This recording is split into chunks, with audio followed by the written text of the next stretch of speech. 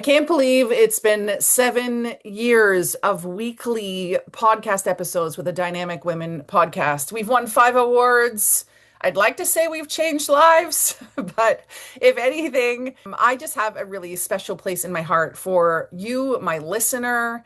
And I have a bunch of listeners here today, and I'm just going to answer their questions. So listen to this episode. And if you have extra questions that you wish I could have answered, then shoot them over. And today we're celebrating the 7th anniversary of the Dynamic Women podcast. And I have some lovely listeners, guests, friends, network community members here today. I'll just have them tell you their names themselves. Hello, everyone. My name is Paula Kent. Really happy to be here. Thanks, Paula. Hello, my name is Jennifer Kanyumwa. I'm happy to be here. Thanks, Jennifer. Hi, everyone. My name is Ashli Komaryk. Super happy to celebrate with you.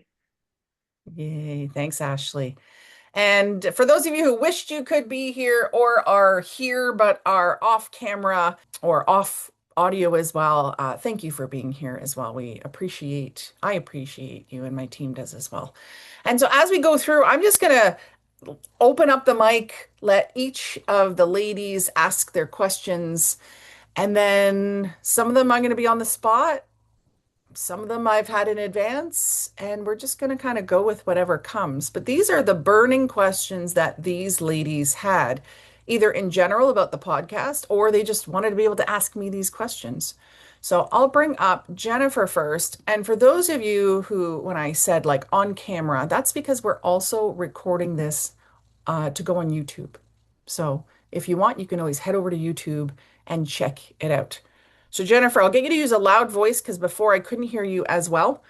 So if you wanted to ask your question, go ahead. Hi, thanks so much for the opportunity. Congratulations on 7 years. I'm curious, with so much experience in hosting a podcast, what has been your favorite part of hosting a podcast? And for anyone that's maybe new, wanting to start one, what kind of advice or suggestions would you give them? That is a fabulous double question. Thank you for that, Jennifer. And if anyone wasn't aware, Jennifer has actually been a guest on the podcast. And so what we'll make sure that we do is that we link Jennifer's guesting interview in the show notes so that you can hear about our interview because it was a good one. And that's the thing. That's one of my favorite parts is just having these amazing conversations with wonderful business owners or just wonderful women in general, right? Wonderful dynamic women.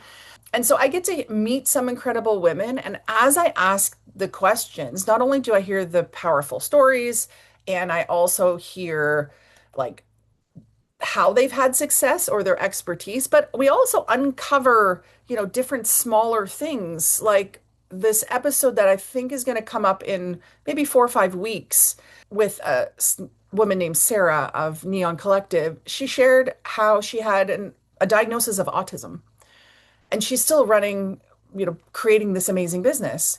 And I don't mean still as in she was, set back, but it's like we sometimes have things that could hold us back. Trauma, different situations in our lives. We're up against challenges. And the fact that the people I get to interview still come out ahead is amazing. Also, I find that guests often become friends or they become collaborators, clients, community members. I like the idea of like once we've connected, once you're in, you don't like disappear. So it's really nice, Jennifer, that you've kind of come back to ask this question and to be here today. Also, knowing the episodes impact people during their everyday life moments. So maybe as a listener, you've got in your ear right now this episode as you are walking. Maybe you have this as you're doing the dishes, taking care of your kids. Maybe you're doing data entry in your business and you're like, this is boring. I need something. Or maybe you're using this as a way of like, this is a tool. This is my education. This is helping me to move my life and business forward. I also like the idea of creating long-term impact beyond the recording itself. So yes, I record these as videos and people might listen to them during the week, but sometimes I have people reach out to me and say, I remember this episode that you had 3 years ago and it changed my life. I'm like, wow, what episode was that? And I want to re-listen to it. But each person listening is kind of capturing their own golden nuggets, which which is fabulous. The only sad thing is I don't hear enough from my listeners. So I feel like I'm making an impact in my solo episodes, in my interview episodes, but I don't always hear from people.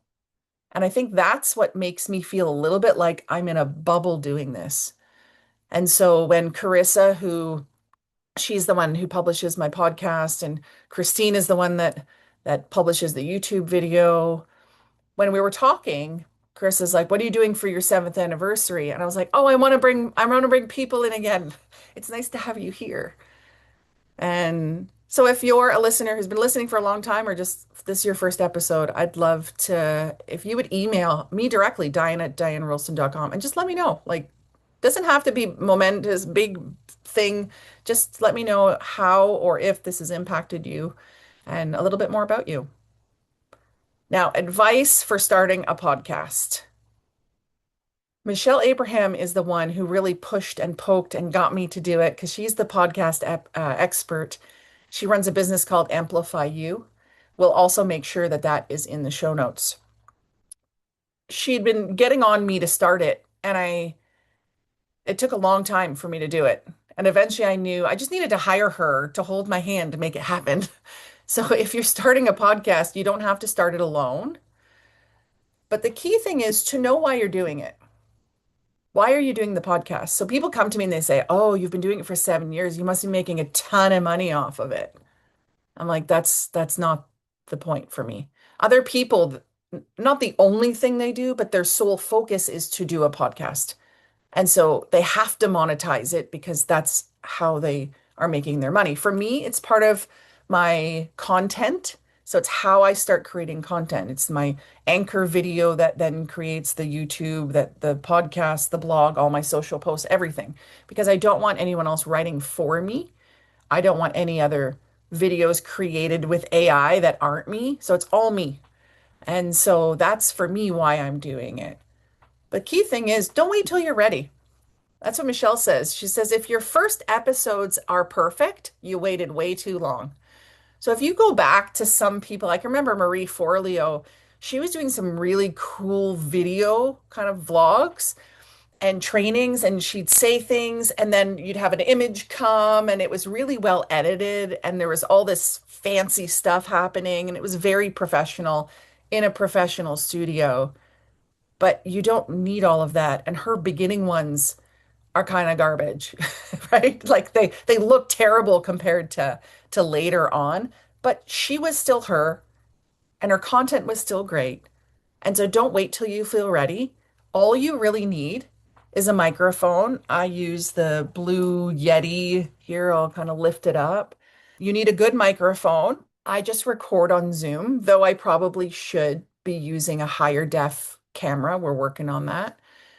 And someone to edit it. If it's your own business, I suggest that you have someone do it. So now my clients have my VAs do it, but Michelle and her team also manage. And then consistency matters also more than perfection because many people get going and they do a whole bunch of episodes and then it just dies off and they don't keep going. So if you think you can only do consistently once a month or twice a month, then do that. There are some people that do daily podcasts. Not for me. I have too many other things on the go. And know that you'll improve as you go. It won't be the best in the beginning, but it'll get better. Making sure also that your content, the topics that you put out are tied to your mission, tied to your message, tied to your business, or tied to your community. Because it's going to feel weird if you go off topic. I can remember following this woman because she was talking about business and all of a sudden she's talking about Botox. And I'm like, I don't know about that. And so then she started branching out into more health and wellness and your appearance, like her makeup and hair tips. And she kind of lost me. because I was there for the business stuff. So just know that it's always, try to have it always be tied if you can. Anything else there? Any follow-ups, Jennifer? No, that was really informative, and I really appreciate your thoughtfulness and answer, and gives me lots to ponder and think about. And I think a lot of listeners are really going to find value in the tips you gave on starting a Hmm. podcast. So thank you for that. Awesome. You're welcome. And just some things I learned from Michelle Abraham was to have a few episodes ready to launch right from the beginning so that if someone finds you, they don't just have one and then they wait a week, that they can binge on your first 4 or 5 episodes. Also, having those episodes be the ones that are talking about you and why you're doing it and what the podcast is about. Being that we're called dynamic women, it's kind of obvious what we're doing, but it's also not obvious that we talk about business or we talk about life or we talk about confidence. So making sure that whatever your title is, if it's something searchable, so is someone actually typing in, and I didn't really think about that, but my community is called Dynamic Women, and everybody kept asking, what's a dynamic woman? And having a podcast made sense, but no one's really typing in dynamic women.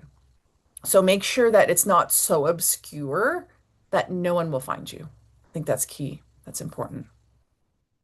Okay, our next question, we're going to go to Paula and have her ask her question. Yeah, thank you, Diane. You're Um, welcome. congratulations, of course, on 7 years. Yeah, really Thank you. exciting. So my question is really, it's a little bit of a personal one, but I think it's broad enough that Great. it will be meaningful to your listeners.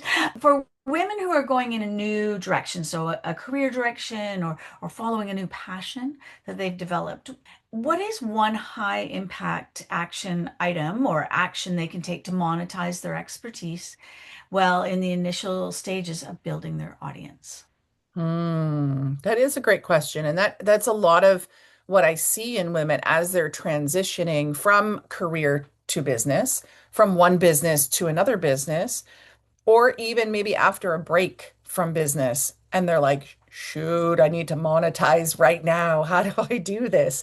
Or even they're in that building stage of I'm still researching, I'm still developing, I'm still doing these things, but I need to pay the bills because I also have this subscription for the business or this tool for the business or this coach for the business. So how do I bring in the money? So I get that. So I'll go through this a little bit. Thank you for it, Paula. One question I often ask my clients is just what's fastest to cash? What's fastest to cash? It's not creating a podcast. It's not writing a book. Those are longer game things. Unless you're super famous and then you put out a book and you have a ghostwriter and you can make millions off of it because of who you are and your platform, but you probably don't need the money anyway. So if you can think about what is something, if we go really, really basic, what's something that my friends and family or my network already come to me for that maybe seems really easy for me, but I could charge money for? So for some women, it might be baking, home organizing, gardening. It could be other things around mentoring in certain ways based on the knowledge you have. Maybe you're really good at writing. I know you are, Paula. You're really good at writing. Could you have a writing circle? So it's like, what skills do you already have that people already are showing you you have there's a demand for it? And even though it feels easy to you, and this is what I hear, but yeah, but that's like, that's nothing. Like, it's so easy for me. Well, yeah, but it's not easy for other people. And so, how can you now package that in a way where other people can access it and pay you for it? So, what's that one specific problem that you can solve? And then take it a step further for a specific person, a specific problem that you can solve for a specific person. Then, when you put that out to people, it's going to be much easier for them to either say yes themselves or say, my friend needs you. My friend needs this. So you don't have to wait for a huge audience. You just have to look at who do I already have in my network.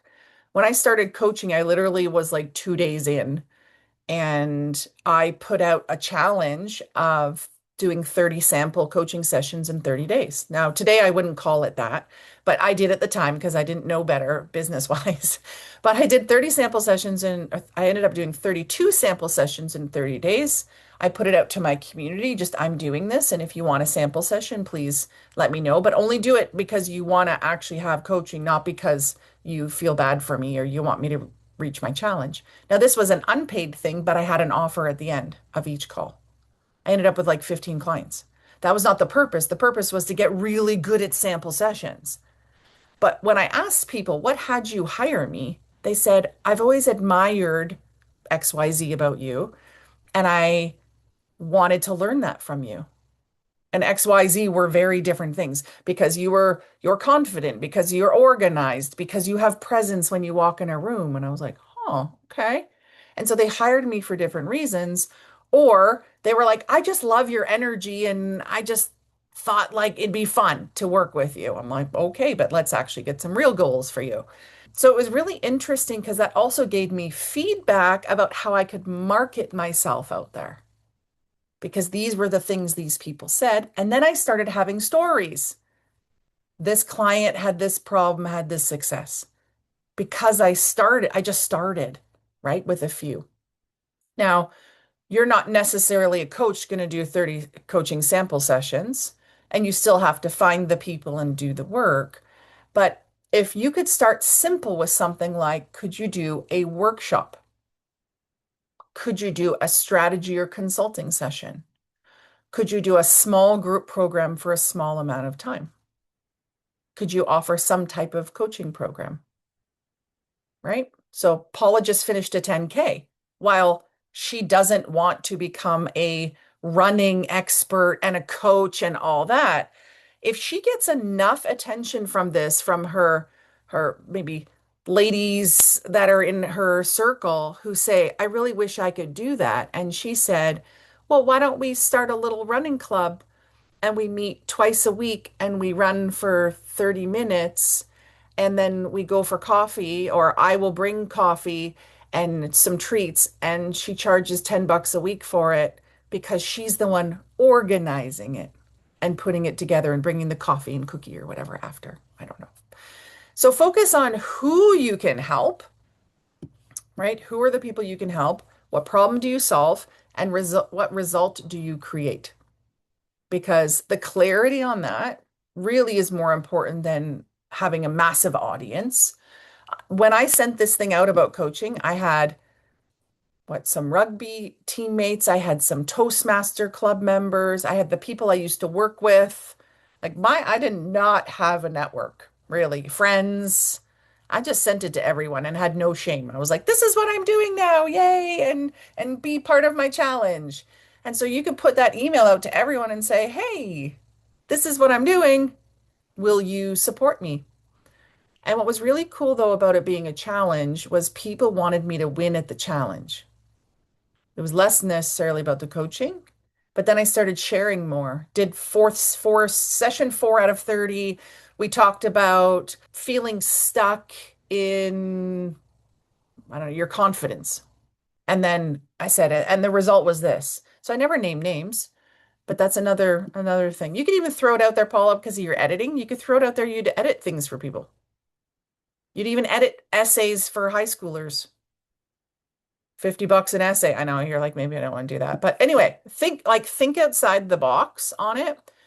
And please don't underestimate what comes naturally to you. That's fastest to cash, really. And if you're already in business and you're like, I just need an infusion of cash, I'd look at the people who were interested in your offers, but maybe who didn't say yes, and ask yourself, what was stopping them from saying yes? The price was too high. The commitment was too long. The timing wasn't right. Okay, can you circle back to them now and say, I have this new offering or this other offering? And now maybe it's, you're going to highlight the fact that it's more in their budget, or it takes less time, or it's a faster result. It's like an immersive one day. So just always be thinking about, okay, well, I've got the low-hanging fruit now. What can I offer them? Is that helpful, Paula? Yeah, absolutely. Thank you so much, Diane. You're welcome. I'm excited to hear about what you come up with. And I know that we're together in the breakthrough program, so you'll be able to really, we'll be able to kind of flush those out more so that you feel confident in putting out an offer. Yeah, thanks so much. You're welcome. Okay, Jill, welcome. Jill Kelly is here. Awesome, awesome. So what I'm going to do is I'm going to have Ashli ask her question, and then Jill, I'll have you ask your questions. Okay? If you can remember them. If not, I can say them. Thank you, Diane. Yeah, welcome, Um, Ashli. and I think that partially what you answered to Paula's question is going to overlap and segue into what I'm asking here. Amazing. And I typed in the chat for women building a speaking slash coaching business. What would be the top five? Yes, that does happen to be me. The top five most impactful actions that you would recommend taking, because we were inundated by, oh, you need to do this. Oh, and you can't do anything if you don't have an updated website. And oh, you need to have a newsletter, and you need to have all of the noise. What's the noise? Can you help us differentiate between what's the noise and maybe nice to have later? And what's the most, urgent, impactful series of things you would recommend that we put our attention to and get done now? Okay, amazing. So the first question that I'd actually have you ask yourself is, what are my goals and how am I making my money? And then you can go from there because so often people will say, like you were mentioning about website and maybe it's the podcast and a book and all these other things, but it's like, what is your plan to bring in money? So if it's, I want to do keynotes, I want to offer coaches for corporate or be a coach for corporate, and maybe 1 day training for professionals. So, okay, is this all corporate now? Okay, we've got these three offerings. And then asking yourself, how do I get to those three offerings? And even better is, which is the first offering that will open the door to the other two? And continuously in business, ask yourself, looking at all my offerings, what is the one that will open the door to the other ones? Because we don't want you trying to be offering everything all the time from the beginning. Really want to make sure there's kind of a good funnel for each one. So if it was five most essential and impactful actions, first it's what are you offering? And if money is the biggest push right now, it's then again what's fastest to cash. Then of the fastest to cash, because maybe corporate training is not fastest to cash, potentially, if you don't already have a corporate network. A lot of speaking engagements are booked 6 months to a year out. That's also not fastest to cash. But if speaking to groups is where you want to be and coaching can be a back end offer, and I say this because I know a little bit more about you, Ashli, and this is how I started, was I looked for any organization, women's group that I could speak to and make an offer, or at least build my network and then have a funnel that creates makes my offer to them, right? My invitation to them. So, what is the offer? What's the fastest route to it? And really lock in that plan. So, if the plan is to speak to these women's organizations, networking events, and then make an offer on the end, then it's how do I reach them? So, in my case, if I had an assistant, I'd get them to find all the groups. I'd have them to figure out how to apply to all of them. If it's me, I would just do that. That's what I did in the beginning. Make a list of them, figure out how do I apply, and then start the process. I would start with the ones I don't want as much as a practice to see what works so you don't mess it up for the ones you really want. And then there's figuring out all you need to know in order to apply to speak is your topic. But your topic should position your offering. Your topic and what you teach shouldn't teach the problem and the full solution and then be done. You're teaching, you have this problem, and you can teach kind of the solution to what you said you would teach, but then on the back end, you need to create a new problem that then your next offering will solve for them, right? So it could be as simple as if I pull an example out of my head and I'm going to piece this together as we go. You say the way to have more energy in your life. And you tell them the way is to stop eating plants with pesticides on them. And then you say, go buy organic. And then people are like, okay, that's the solution. But you could say, but what's even better is to grow your own. So now they're like, but how do I grow my own in a really easy way that's cheap, especially if I have a patio? And so now you're like, because I have this hydroponic system, right? So that's like a product thing.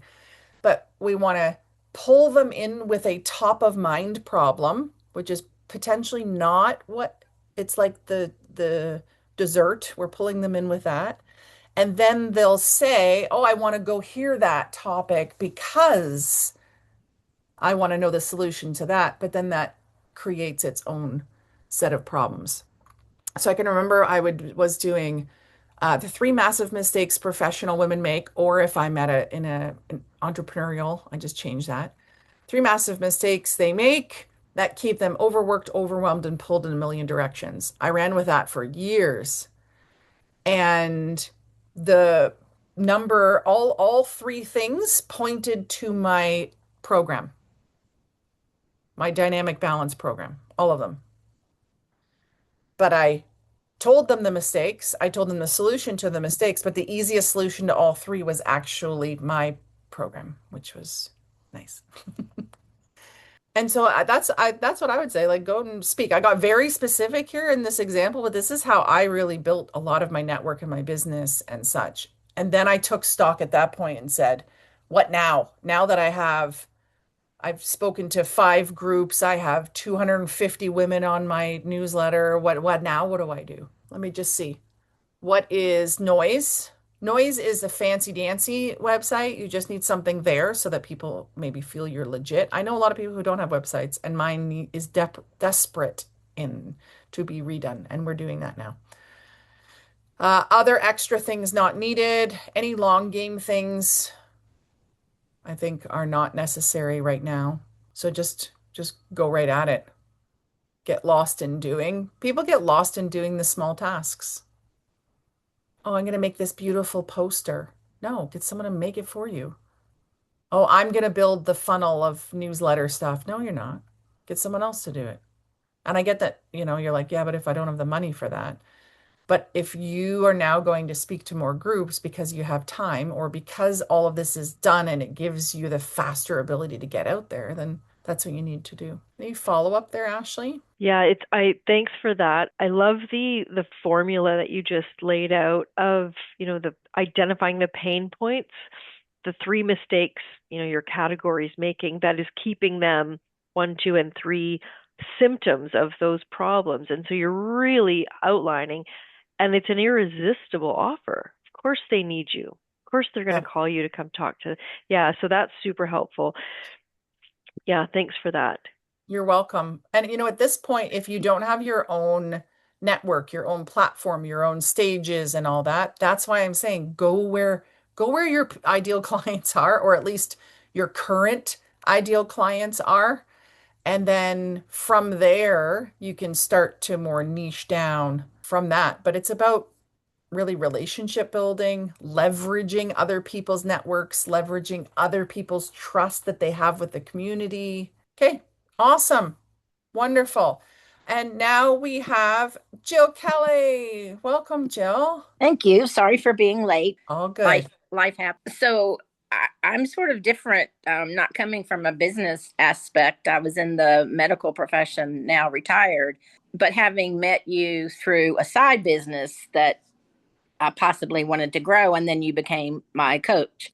So my question is out of curiosity, just because I know some of where you've started, what you've grown, what you've added in all of the virtual assistant business that you created, as well as all the women that you are tremendous at helping. And having done one podcast with someone and yourself just piqued some interest of, do you do several podcasts in one day to be more organized? How do you find your podcast people? How far in advance are you booking your podcast? Because I mean, when we see it, it's all smooth and put together, and I turn on a button. But having worked with doing the podcast that you and I shared with Darcy, it's there was a lot more in that. Yeah. And how do you organize that among all the stuff that you're doing and your family? Right. Great questions. And yes, Jill and I were interviewed for the Can Care podcast. They are an organization who connects current cancer patients, people going through the cancer journey, with survivors so that they have kind of that mentorship and that connection. And so Jill so graciously shared her story, her journey with her husband in cancer. And it was awesome to be on there and to hear her share her story. So it's the podcast is called Hope in the Face of Cancer. And I think July 14th is when our episode will be coming out.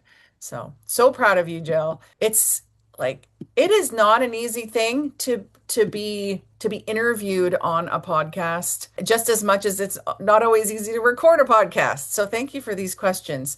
In an ideal world, you said, how many podcasts do I record in a day? In an ideal world, I would probably record 8 in one day or 4 in one day. That would cover the next month or 2 months.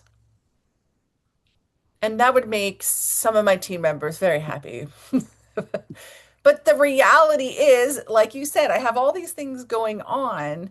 And while batching is a huge time saver, and I sometimes do it, a lot of times I can only record one per week because the I'm doing it based off of what is kind of coming up in our pipeline. So here's the pullback. A lot of times the topic is related to whatever I'm offering at that time. That's another thing to be thinking about. Why would I talk about, I don't know, organized time management and then I'd be pitching a confidence program? It makes no sense. So if we're going to cast our net or if we're going to start to attract people based on a current offering, then we want to provide the content or not the bait, but you know what I mean? You want to have it relevant. Otherwise, it feels really weird that why are you talking about virtual assistants if now you're offering your dynamic year or what now called the breakthrough program? It's a mismatch. So, and I don't always have my marketing calendar locked in because other things happen. And so I usually record one a week. The latest I can record it is like a Friday afternoon because Carissa starts on or sorry, did I say Friday? Monday afternoon because the episode has to be edited Monday night because it goes out Tuesday morning. So that's often when things happen. Solo episodes are so much easier to batch. I will know kind of the next four. I will show up and record one. I'll stop the recording. I'll go change my shirt, maybe my earrings. Guys, they just wear the same thing and they say we can too, but we can't. It doesn't work that way. And then, or you can maybe. And then I come back in that new top and I record another and then I just do the same thing. Now, if I am doing my own summit, my own event where I'm training or I'm interviewing people, then I'm wearing the same thing, but then it's like, here's the third interview from the summit. Just like when I was at the Web Summit, I interviewed 3 different business owners, female founders, and then I did my own episode because the one person couldn't show up. So I did 4, and we're quite excited because now every other episode will be one of those female founders interviews. So solo's easier. When I get a guest on, there's more work because we have to do my team does all the back and forth. And then I have to show up and I have to support them through the interview rather than just me talking. They're also longer. They're up to 30 minutes, where I try to do solo episodes at 15 minutes. So ideally, batching stays ahead, but I'm like 1 episode per week. Main thing is, though, being consistent and always having something extra because things happen. Like when I had food poisoning and I had to record an episode, or when I've lost my voice almost and I have to record an episode, or when my father was dying and I was supposed to record an episode. At that point, my team went and looked back at Facebook Lives of mine and just pieced something together and threw it out, you know. But if you have batched ones or ones you've held, it's nice to be able to let them go. And pre-travel, pre-busy seasons, I always batch. So there you go. That's the that part. How far in advance do I schedule the podcasts? You can only schedule them if you record them. So oftentimes they are scheduled the night before they're supposed to go out because Carissa works in the evenings and then they go out in the morning. And so I'd love to be a few weeks to a few months ahead, but it that doesn't allow for real-time experiences that I want to talk about. Sometimes I coach someone and then I want to talk about whatever I coached on. It also doesn't allow that flexibility for relevant content. Because I'd already done all these web summit ones, I was really sad because I wanted to talk about the UFC fight with Ronda Rousey and the other lady. I wanted to talk about that. And I still might, but now I'm like weeks later and it's not as relevant because we also wanted to do this episode.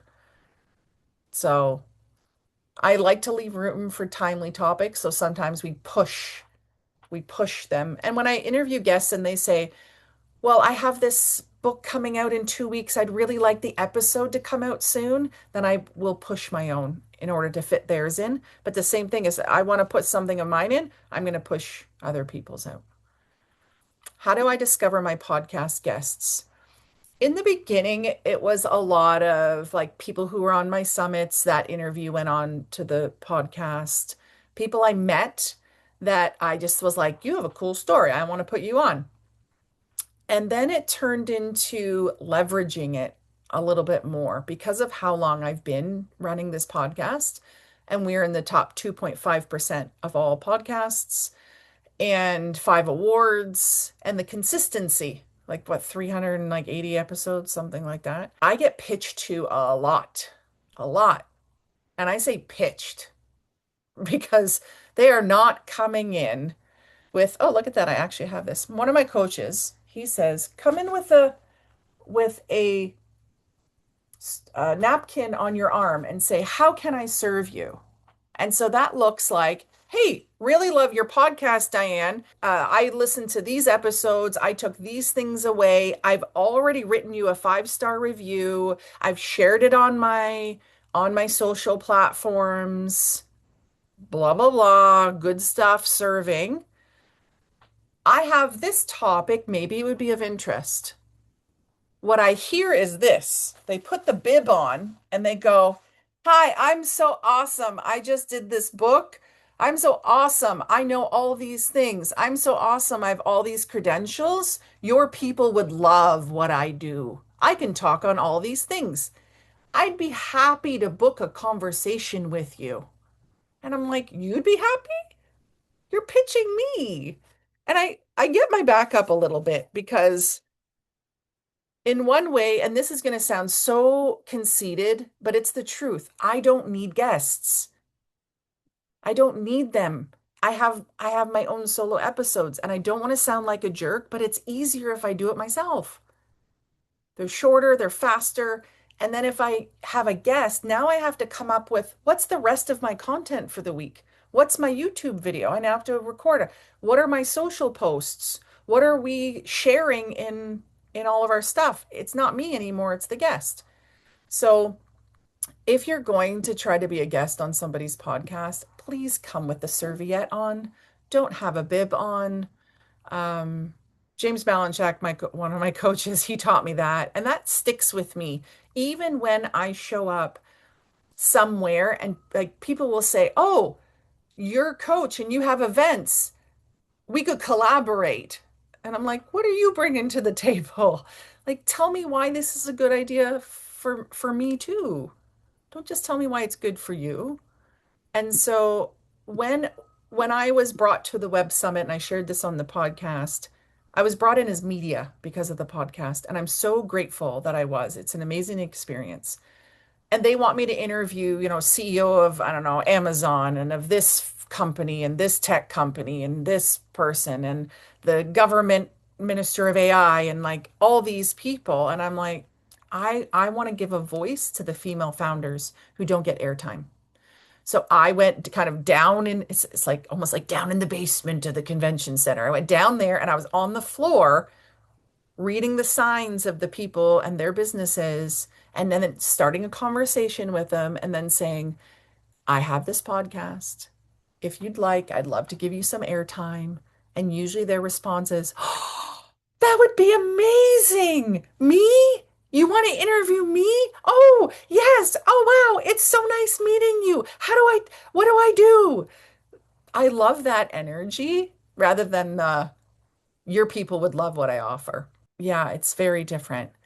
And then I say leverage because I show up places, I meet people, and then I say, hey, you know what? What you're doing is really cool. I'd like to have you on the podcast. And they might be running, like I just was chatting with a woman who's running just sold her business, and you would know it if I said it, but I'm going to keep it confidential. Sold it for like 400 million, no, billion. And I only know that because I Googled it afterwards, and I'm glad I didn't Google it before because I probably wouldn't have the confidence to say something. But she doesn't need me to promote her business. So I said to her, hey, I hear that you're really this mission, you have this mission around this charity and this passion of yours. I'd love to give a voice to that. And so I use it as a leverage now, not cheating people, not tricking people, but serving. Can I give your charity a platform? Can I give your mission a platform? Can I share more about it? Would that be helpful to you? And sometimes they take me up on it and then we have a connection, and sometimes I don't, and that's fine too. So I'll open it up to a question in the moment or in a moment. And the other thing is I like to also give stage time to my clients because they're supporting my business. So why would I not want to support their business? And for the people who pitch me, we have an offering. So would you like to be a podcast guest, a YouTube guest? Do you want to be in my next book, which is going to be Dynamic Women Business Secrets? Then here's the package you can purchase. And it's so funny because so many of them come back and say, we don't pay for PR. And I'm like, who pays my team to do all the work? I do. So I pay for this then. And so they're like, no, we just want it for free. I'm like, okay. So that's another piece of that. And I just think sometimes episodes are the greatest when they are unpolished people who are not known because now they have a voice. Just like with Jill's story, she has a voice out there now. And that's why how I want to use my platform of my YouTube, my podcast, and my books is often to give a voice, to amplify the voices of women who don't always get their story told. Does that answer those for you, Jill? Yeah. Thumbs up from Jill. Okay. Ashli, did you have a follow-up question? I had a comment. What you said about the client, the contact that you or guest ultimately that you ended up pitching or approaching about being a guest on your podcast, and then later discovered that she had this big exit sale, Yeah. and so but she was still the same person with the same mission and the same passion Yeah. and the same message. And so I think what I took from that example was, people are people. And so we must not be intimidated. We shouldn't be intimidated. There's no reason to be intimidated by someone's status or stature because we're all just, at the same level on many levels in many ways. So really inspiring to hear that example of, just your human interaction with that individual who happened to have a massive, gigantic net worth. Yes. Yes, she did. But that's the thing, always thinking about if you're going to leverage your podcast and if you want to go and speak to women's groups or conferences, why not reach out to the organizer and say, can I have you on my podcast? Right? It's that reciprocation now will happen. Paula? Yeah, thank you, Diane. I just, again, a comment, and actually just the words you just said, reciprocation. I really, really loved how you talked about real and the giving space for voices that are not often heard and or don't have the platform. And I just wanted to say that is such a deep, meaningful piece for, I think, for any of us, but especially where we are today in a real global state of flux, that getting our voices heard is so meaningful and powerful and empowering. So thank you for that, Diane. You are welcome. You are welcome. And maybe you want to now move that over to helping women to be able to write that way, right? Mm-hmm. Giving the pen ability to women out there who maybe haven't Yeah, previously. let's put down our swords, use our voices and our pens. Yeah, thank you. Exactly. Exactly. Well, thank you for that. There's so much more I can say, and I'm already a little bit going, I shared some things that are very behind the curtain here. And so that's what happens when you are here in the room, and I feel like I'm just like almost coaching and sharing behind the scenes of things. So if anything I've said to my listener, if anything I've said brings up more questions, again, feel free to reach out, Diane at dianerolston.com. While I make the show and my team helps me make it, I wouldn't do it if I didn't have listeners. And so the fact that Paula, Ashley, Jennifer, Jill, Deborah, you came here today means so much to me.